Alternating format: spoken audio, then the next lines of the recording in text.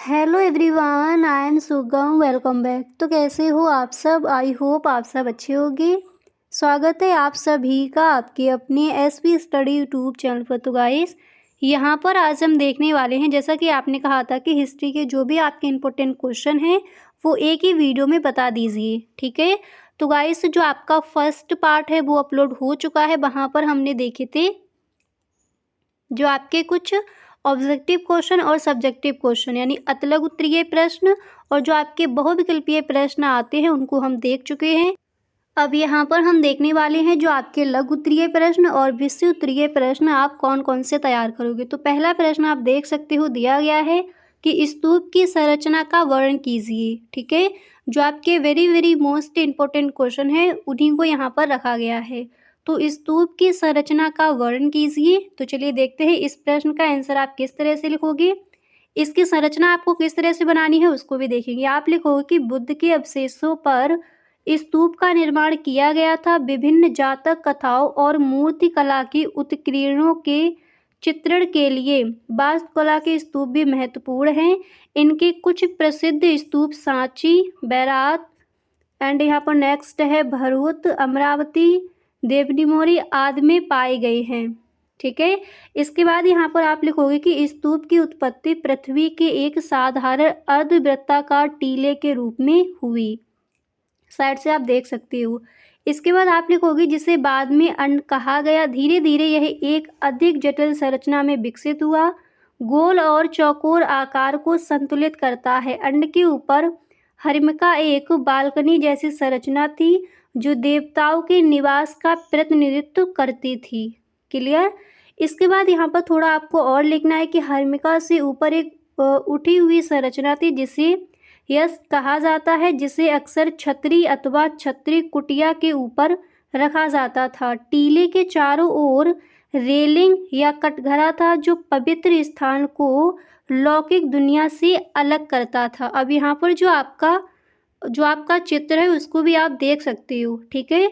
तो स्तूप की संरचना का वर्णन कीजिए। इसकी जो संरचना है आपको इस तरह से बनाकर आनी है एंड इसका जो आंसर है आप किस तरह से लिखोगे उसको यहाँ पर आपने देख लिया। क्लियर। इसी तरह से कुछ और भी आपके प्रश्न हैं उनको भी देख लेते हैं। अब इसके बाद यहाँ पर अगला प्रश्न आप तैयार करोगे कि बौद्ध धर्म की विशेषताओं का संक्षेप में वर्णन कीजिए, ठीक है। बौद्ध धर्म की विशेषताओं का संक्षेप में वर्णन कीजिए। आप इस तरह से लिखोगे। पहले आपको हेडिंग डाली है बौद्ध धर्म की विशेषताएं, ठीक है। इसके बाद आप लिखोगे कि शिक्षा मठों एवं विहारों में प्रदान की जाती है। यह शिक्षा प्राथमिक स्तर से लेकर उच्च स्तर तक की शिक्षा प्रदान की जाती थी। इसके बाद नेक्स्ट लिखोगे कि शिक्षा के लिए मठों में प्रवेश के लिए प्रवज्य संस्कार होता था। शिक्षा समाप्ति पर उपसमता संस्कार होता था। इसके बाद नेक्स्ट लिखना है कि अध्ययन काल 20 वर्ष का होता था जिसमें से 8 वर्ष प्रवज्या व 12 वर्ष उपसमता का समय होता था। इसके बाद यहाँ पर नेक्स्ट पॉइंट आपको लिखना है कि पाठ्य विषय संस्कृत, व्याकरण, गणित, ज्योतिष आदि प्रमुख थे। इनके साथ अन्य धर्मों की शिक्षा भी दी जाती थी।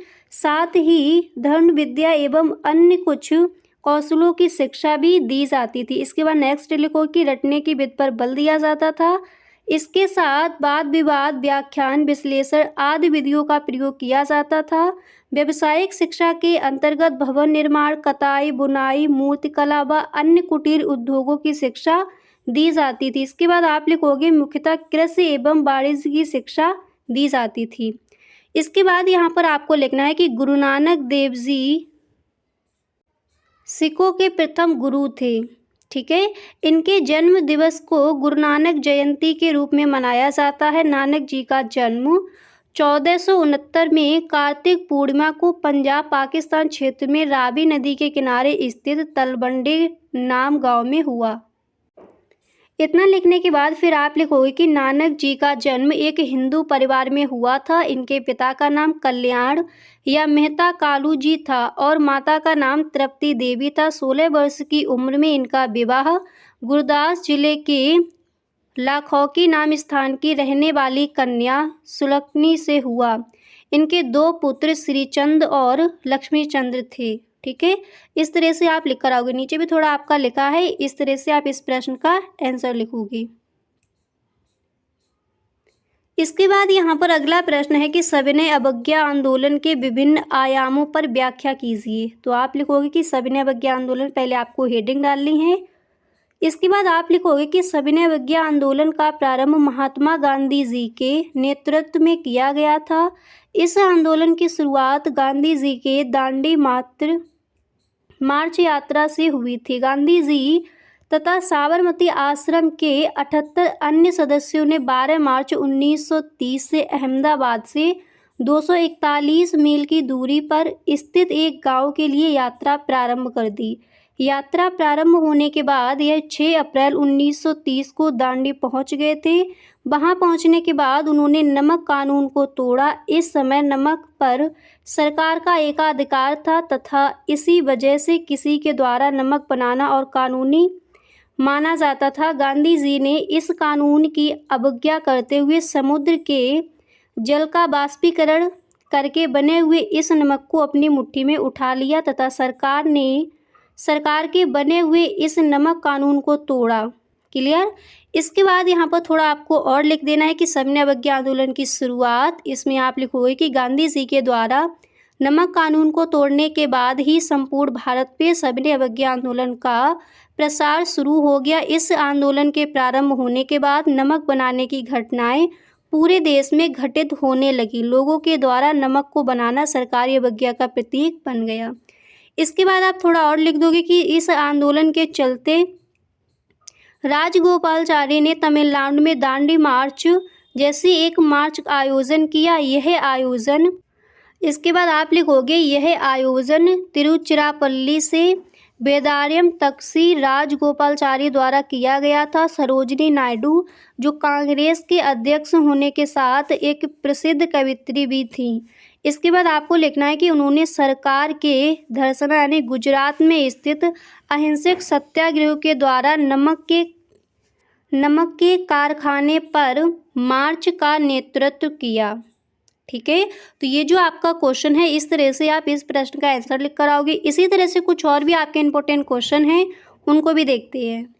अब इसके बाद आप देख सकते हो अगला प्रश्न है कि मौर्य साम्राज्य के पतन के कारण बताइए।